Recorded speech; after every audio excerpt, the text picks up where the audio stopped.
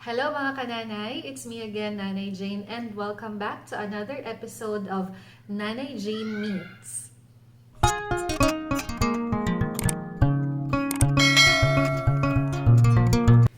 If you are new to this channel, please consider subscribing and hit the notification bell so that you will be updated whenever we have new uploads about ESL teaching, work from home, and motherhood.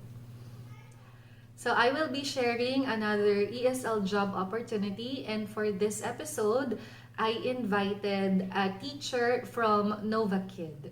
Please welcome Teacher Claire.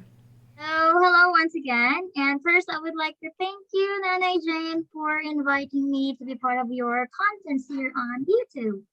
And yes, for those who doesn't know me yet, my name is Claire, and I'm one of the NovaKids ambassador.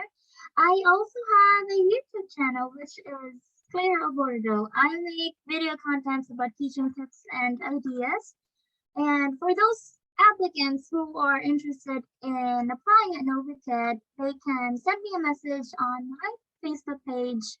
And by the way, Teach, I also have nagpo-plug na ako. So I also have another Facebook page. It's about props and flashcards or activity books for their kids. So they're interested about that. Can you tell us more about NovaKid? NovaKid is an online ESL company that caters Asian, American, African, European students. We also have from Saudi Arabia now. And their catering students range from 4 to 12 years old. Kung required daw ba ang props sa NovaKids?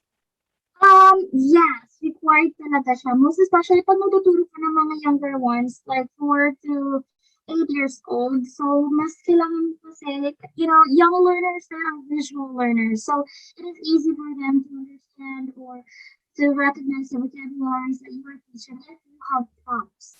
Yes, and hindi naman kailangan mo talagang mag-print or something. Utilize whatever you have in your house, or you can also use Manicam kasi okay naman din na gamitin yung Manicam para tipid sa gastos sa printing. You also have stuffed toys, so mas better na may mga ganun ka kasi may mga students kasi na distracted talaga, most especially yung mga 5 years old na students. So you have to get their attention and you have to animate their voice pag mga bata yung tinuturuan mo talaga. Can you share how much ba yung rate? Is it possible to share kung magkano yung rate dito? Yes. Anything about salary, like paano tayo? I also have a question kung through PayPal daw ba ang salary dito kay NovaKid? Okay. So let's start with the rate. Now, NovaKid teacher pay for non-native speakers. Non-native speakers, those are teachers from the Philippines. They offer $2.5 to $3 per 25 minutes class. For the bonuses as well, they also have bonuses. So in NovaKid, we have, if you have a 10 positive feedbacks without negatives in between, like technical problems or negative feedback on the parents or anything, canceled classes, ganun, you will get a credit. So we call it, in NovaKid, we call it a credit. So one credit is $2.5. So that's it. Now, in NovaKid as well, iba yung trial compensation sa trial lesson and sa regular classes. So for trial lesson, it's going to be half one credit. So it's 0.5 credit. So 0.5 is half of 2.5. So that is $1.25 per class sa trial lesson. Pero they don't have to worry naman kasi if that student will convert or if they're going to buy a package and mag-book na ng regular classes, now that 25 minutes will turn into $5 class. So yun yung bonus na ma-receive mo, $5. Malaki din yun kung if you will be teaching just for 25 minutes and then you're paid $5. So you really have to try your best when you are teaching trial lesson para mag-convert yung bata, hindi masayang yung time mo. And about salary, yes, it's going to be through PayPal. So it's NovaKid to PayPal, your PayPal account.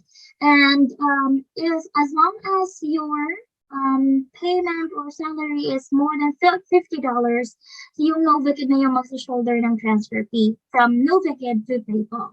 But for PayPal, to your GCash, your bank account, or something, of course, meron na yung fee. But I suggest for teachers, not just for NovaKid teachers, you can use Union Bank, the Platinum Union Bank. It's because malaki kasi yung conversion ng Union Bank from dollars to peso. So that's why I suggest Union Bank. Oh, that's a good tip. Thank you, Teacher Yes. Claire. Now, kailan nabibigay ang salary dito to Teacher Claire? Is it bi-monthly like other ESL companies na every 15th or 30th of the month? Okay. So, ito yung pinakamaganda sa NovaKid is anytime. Whenever you want to withdraw your salary, you can withdraw it anytime. As long as, once again, it's more than $50 para walang charge from NovaKid to PayPal. So, yun yung maganda kasi, pag may emergency ka, so pwede mo i-withdraw, pag nakita mo na, okay, may $50 na ako ngayon, so transfer ko na siya sa account ko. So, yun yung maganda talaga sa NovaKid. Ang schedule naman dito kay NovaKid, is it flexible and plot your own schedule ba? Yes, in NovaKid kasi, they are requiring us teachers to have at least 20 hours per week. So, plotted na siya, fixed schedule siya, pero ikaw naman yung magbibigay kung anong oras ka magtuturo ng plotted na schedule. And as long as na-hit mo yung 20 hours a week, that is fine. And if you want to change it, gusto mo namang i-change na, okay, hindi ko na to kaya kasi parang 3 until 3 a.m., hindi ko kaya yung 20 hours, ganito. So, you can change your schedule as long as ma-hit mo lang yung 20 hours a week. That is also okay. So if you want to add more classes as well, that's also okay. As long as maximum lang nila in a day is 8 hours per day. Peak hours ng NovaKid is from 9 p.m. to 12 midnight. Pero ngayon is marami na kasi we also have students from Saudi Arabia. So mas mga late yung mga classes nila. May mga teachers na nagtuturo from they can start from 12 p.m. until 4 a.m. in the morning. May mga teachers na. Pero once again, 8 hours lang. So, bigyan mo ng break in between. So, yan. Pero ngayon kasi, because it's summer and European students, they are different from Chinese students. So, pag Chinese, pag summer, okay, bakbakan sa klase. Sa Europe kasi is, pag summer, okay, let's have a vacation. Nagka-travel. So ngayon, they are accepting applicants. NovaKid, they are accepting applicants pero ma-activate yung account mo probably mid of August or first week of September pa. Pero nag-hire na sila ngayon. Pina-process lang nila in advance kasi they are expecting na maraming students yung babalik sa September. So, kaya nagre-ready sila ngayon sa mga teachers. Oh, so tip din yun for applicants na patience lang, mag-antay lang for the activation ng account nila. True. And the big question also, Teacher Claire, of course, ang materials dito kay NovaKids are provided also by the company, right? Yes, it's also provided and super user friendly ng website ng NovaKid because if you're going to conduct your class, it's not going to be through Zoom or Skype. They have their own website. So wala kang application na i-download so hindi siya mabigat sa hindi siya mabigat sa laptop mo. As long as kaya may camera yung laptop mo and kaya siya sa website, then it's okay. Kasi may website naman sila. Pero ang lang is yung sa internet. Now, sa internet kasi is kahit na umabot ka pa ng 100 Mbps sa NovaKid, is mahina talaga yung pag-run mo ng test kasi yung server ng NovaKid is they don't have a server in the Philippines. Their server is in Ireland. So, kaya malayo siya. So, yun, pag nag-run ka ng test hanggang up to 5 Mbps lang, kahit na nag-100 ka pa, pero that's okay. As long as smooth lang yung klase mo, so wala namang problema. Yan. And speaking of computer or equipment, so ano pa po ba yung other basic requirements and qualifications na dapat alam ng applicants ng NovaKid? Okay. So, basic requirements, the first one is you should have a degree or higher. So, you should be a degree holder. Hindi sila nag-accept ng mga teachers na sa 2 years, yung mga associate. And then, also, yung mga teachers na nag-study pa, mga college students pa. So, degree holder talaga yung kailangan nila. Next is international teaching certificate. So, yan yung mga Delta, SOTA, TESOL, or TEFL. So, if they want to get international teaching certificates, meron naman, they can Google it. Online academy, pero they have to pay like 1,000 something. Yan. And the third one is minimum of 1 year of teaching experience. So it's for the online teaching experience naman, hindi siya required, pero it's a plus na makapasok ka talaga sa NovaKid kasi may online teaching experience ka na. Kasi sa mga na-experience ko, maraming mga teachers na yung 10 years na silang nagtuturo sa public school, tapos nag-apply sila sa NovaKid is mahirap kasi yung adjustment. Iba kasi kung paano tayo mag-do in a classroom and also sa online din. Now, may mga applicants out there, they said I have 15 years of teaching experience, ganun. Pero magdedepende kasi siya sa pag-submit mo ng application mo, yung pronunciation, yung diction mo, yung delivery mo, kung paano ka magsalita, yung accent mo. So, tinitingnan talaga din nila yun. And also, the last one is minimum expected of working 20 hours per week. So, Teacher Claire, could you tell us naman how to apply? And can you share also your experience ng application mo para mabigyan din ng tips yung mga applicants natin? Yes, okay. So I'll be talking about how to apply and the step by step.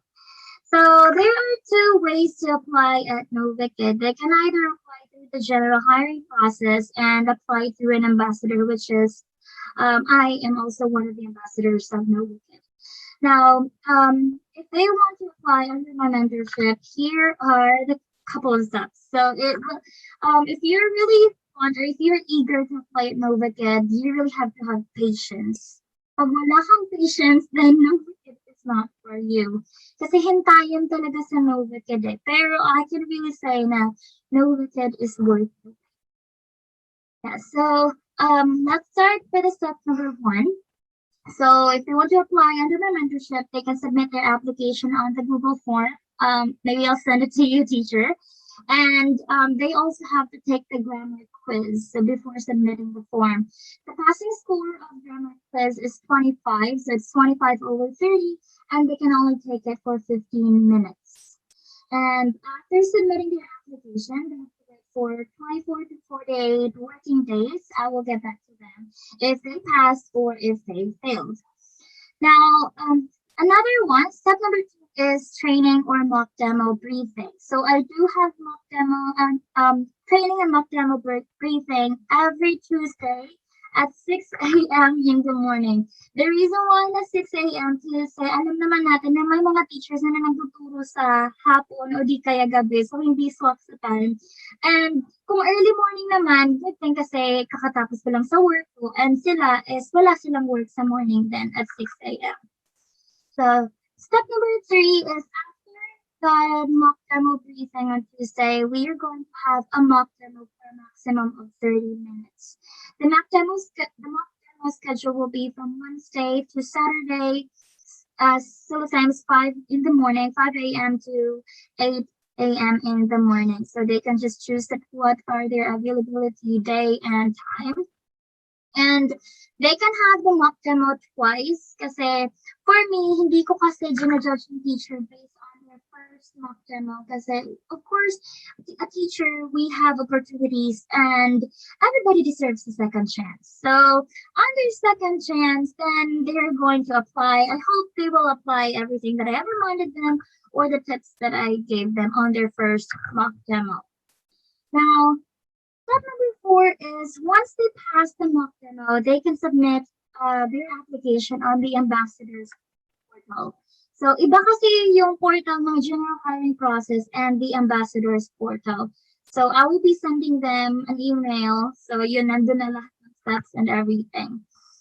And step number 5 is they have to wait for the HR's email for the technical test. Now, yung technical test naman is dun sa website mismo ng NovaKid din. So, they are just going to run an internet speed test. They have to run their internet speed test dun sa platform ng NovaKid to check the connection. And I would suggest, pag nag-run sila ng internet speed test, run it sa dawn, like, or 1 a.m. kasi alam naman natin yung connection sa Pinas, hindi siya stable, most especially pag morning. So, napa-fluctuate siya.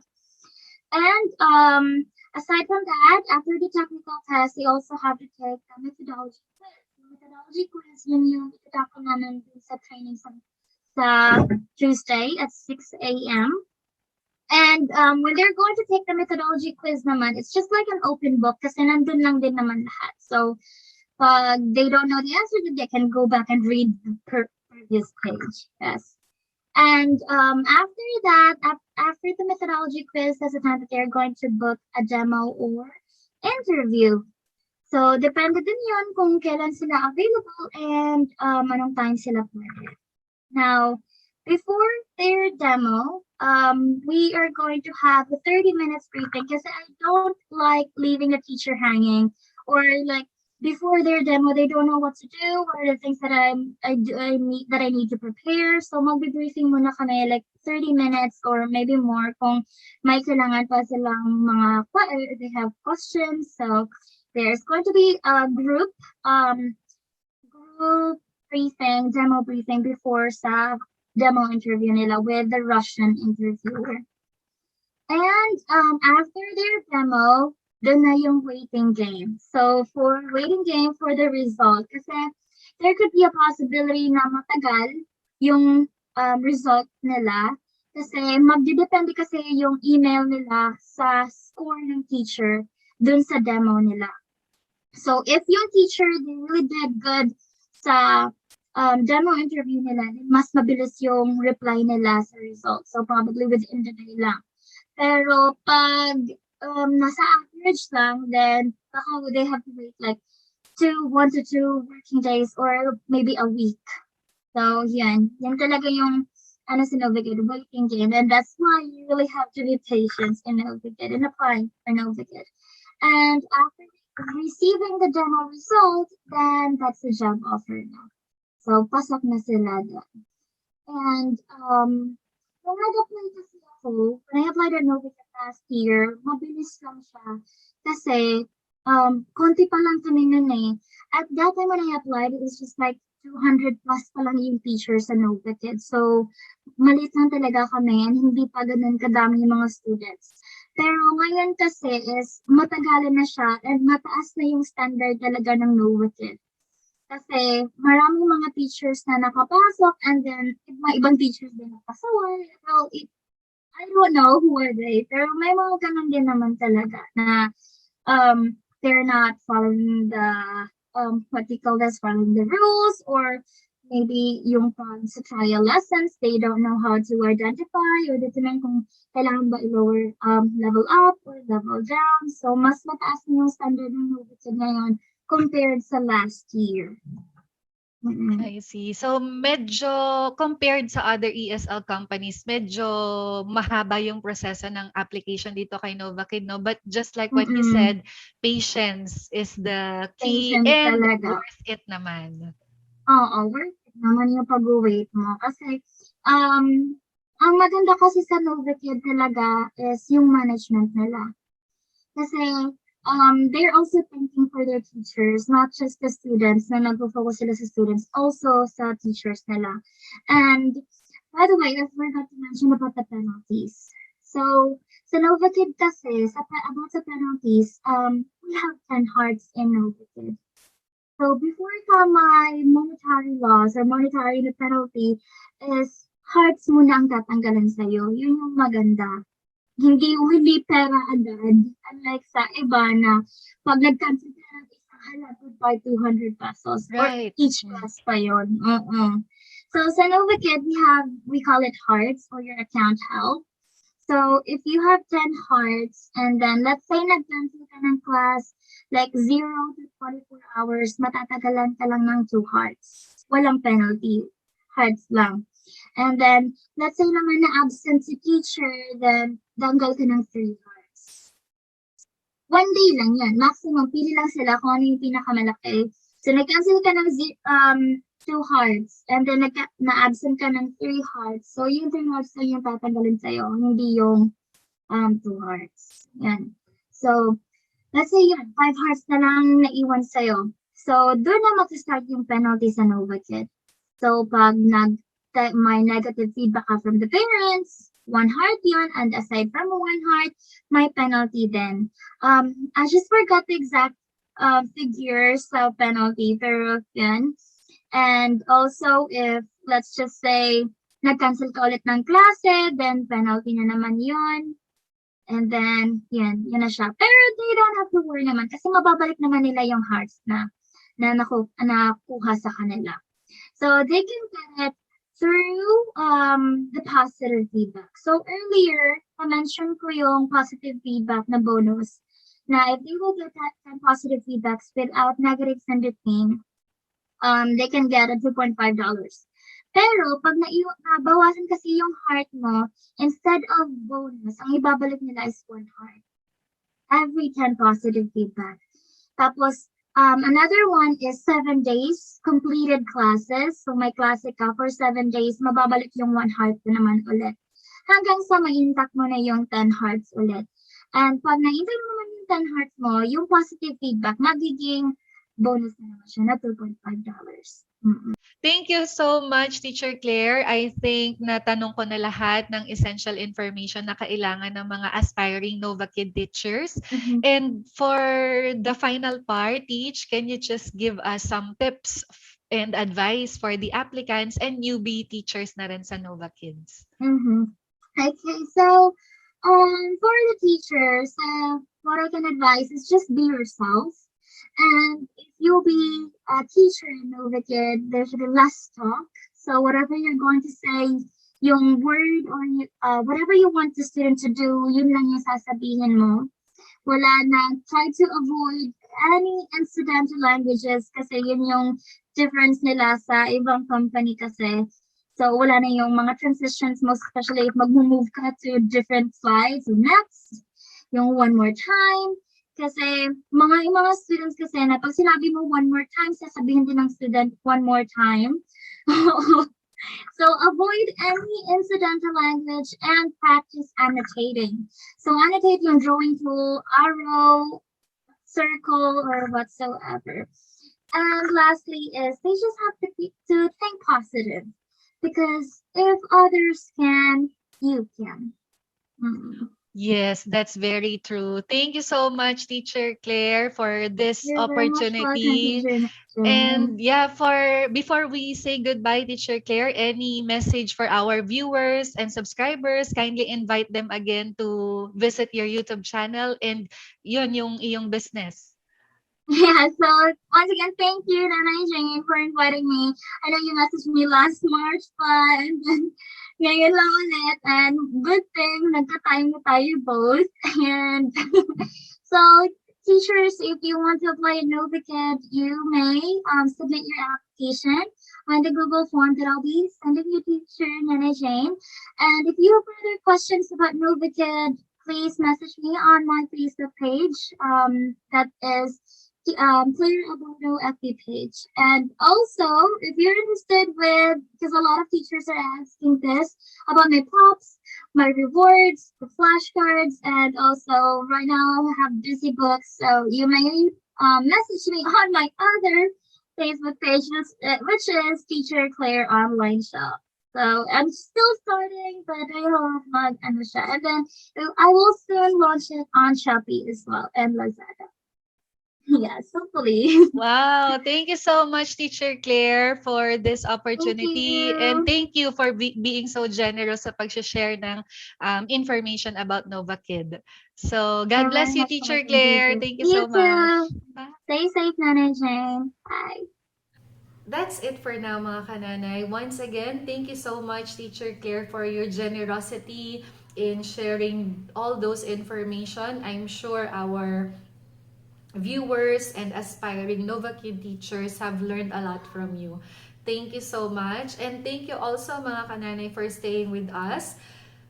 Please don't forget to support and subscribe to Teacher Claire's YouTube channel and follow her on her Facebook page. Till next time, mga ka-Nanay, God bless you and stay safe. Bye!